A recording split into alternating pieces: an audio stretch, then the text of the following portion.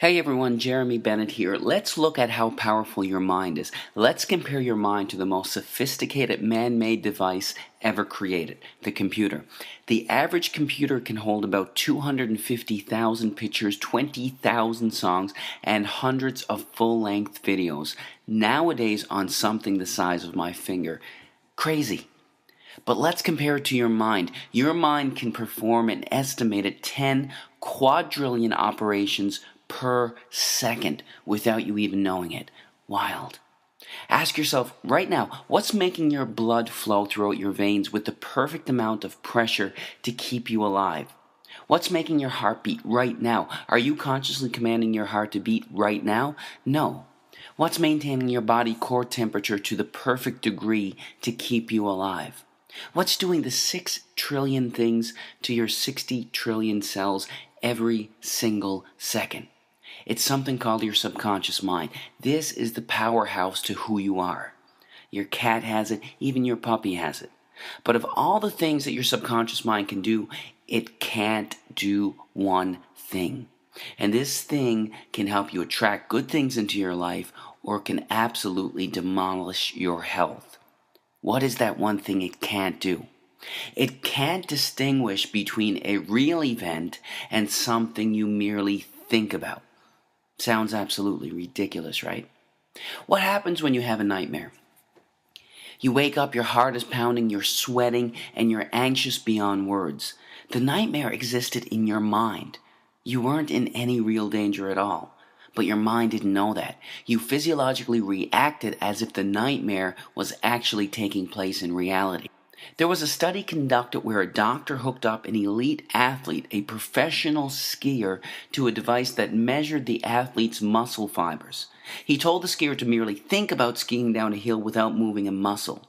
The act of thinking about skiing down the hill actually made the same muscle fibers that would have actually fired off if he were to be actually skiing fire off from thoughts. This has been demonstrated time after time with the placebo effect. Group A suffering from a particular illness gets prescribed a pharmaceutical FDA-approved drug specifically designed to treat that illness. Group B suffering from the same illness gets a sugar pill, thinking it's real medication. Both groups get cured. In fact, the New England Journal of Medicine published a study involving two groups suffering from the same degenerative knee disorder. Group A had a surgery designed to scope out the knee and relieve the symptoms of the disorder. Group B, with the permission of the family, had a fake surgery. A placebo surgery, thinking that they had a real surgery. Only 3 small incisions were made in the kneecap, but no real surgery was performed. Both groups reported that the surgery was a success. In fact, researchers are suggesting that a minimum of 1/3 of all medical treatment, including surgery, is due to the belief that the treatment is going to work. The placebo effect. Most people don't realize that there is also something called the nocebo effect. It's practically the opposite of the placebo effect. The mind, instead of curing illness, contributes to illness. That's what a hypochondriac is. Their belief that they're going to develop a disease actually causes them to experience the symptoms of it. Whatever belief you hold in your subconscious mind will become your reality. Bottom line. That's how hypnosis works. The hypnotist implants the idea in the back of their subject's mind, and the subject experiences whatever they hold there. If they hold the belief that there's a spider on their arm, their eyes actually see a spider on their arm. An amazing demonstration occurs when the hypnotist walks towards his subject with his finger extended. He tells the subject that his finger is hot and burning. The hypnotist slowly touches the subject on their arm, and a blister actually forms in the exact place that the finger touched. Now, this is crucial to understand in all healing. Free will, as we understand it, is practically an illusion. In fact, 2 to 4% of the time, you decide what you want to do. You actually make the decision. 96 to 98% of the time, you don't. You're on autopilot. Your subconscious mind controls your decisions 96 to 98% of the time. Don't believe me? Do you like ice cream? If you do, snap your fingers and stop liking it. Do you enjoy watching sports? Snap your fingers and stop enjoying it. You can't. 96 to 98% of the time, everything we crave, desire, and act upon comes from what we hold predominantly in the back of our subconscious minds. Whatever we hold predominantly in the back of our subconscious minds, we are attracted to in life. What happens when you buy a new car? It's the only car you see on the road for the next 2.5 weeks. You saw those cars before you bought your car, but why didn't they stand out to you? Because you didn't own that car yourself. You weren't thinking about it yourself. What you hold in your mind, you're attracted to in life. That's how subliminal ads work so effectively. They work so effectively that they are banned in over 10 countries as a way to advertise. So if what you hold in the back of your subconscious mind shapes your reality, what shapes your subconscious mind? Practically everything that you're exposed to, everything that you see, hear, smell, taste, and feel is shaping your subconscious mind. Let's look at some specifics. Television.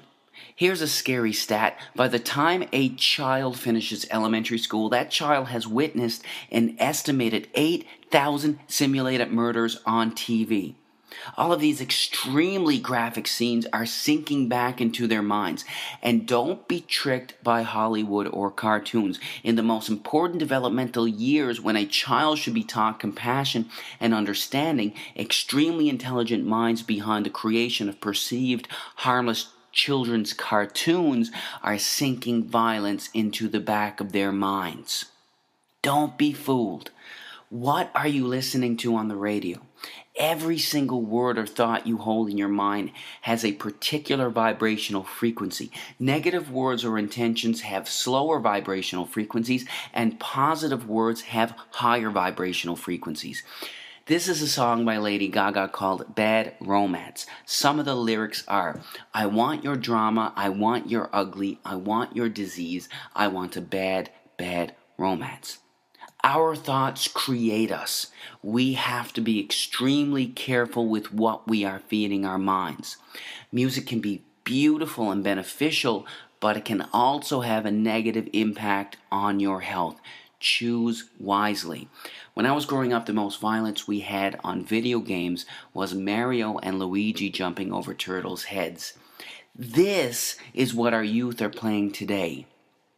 These gruesome, extremely graphic images are sinking into the backs of their subconscious minds, weakening their immune systems and having astronomical, gradual negative effects on their health. Nobody's saying that these games are going to cause them to pick up a gun and go shoot somebody, but these games are affecting their health. There is zero doubt about that. What happens when you gossip? In order for you to gossip, you have to hold a negative memory and negative thought inside of your mind. You not only think about that negative memory, you share it with the other person that you're talking to. The second you hold negative thoughts in your mind, the biochemistry of your brain changes and you release cortisol, the stress hormone, into your blood, which then weakens your immune system, inhibits the actions of your white blood cells, increases the chances of infection, and even promotes weight gain. All from gossiping, all from your thinking. You can't gossip without hurting yourself. Remember that. But of everything you can expose yourself to, there is nothing more important than the thoughts you hold in your mind. We have on average 60,000 thoughts a day. And the reality is, not only are most of these thoughts the same thoughts we had yesterday, but they are negative thoughts, either dwelling on something bad in the past or fearing something that could potentially happen in the future. The second we have these negative thoughts, the second we release cortisol, the stress hormone, into our blood. Our thoughts create us. Most people believe that situations cause them anxiety, stress, or cause them to be depressed. The reality is this: there is absolutely no situation in the entire universe that can cause someone to experience anxiety. None. It's your psychological reaction to the situation that can cause you to experience anxiety, not the situation itself. This is crucial to understand.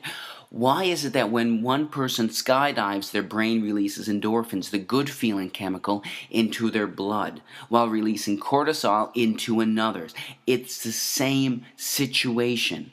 How can the company of one person cause excitement in one person while making another person stressed? It's because it's never the situation that causes anyone to experience anxiety, but their reaction to it.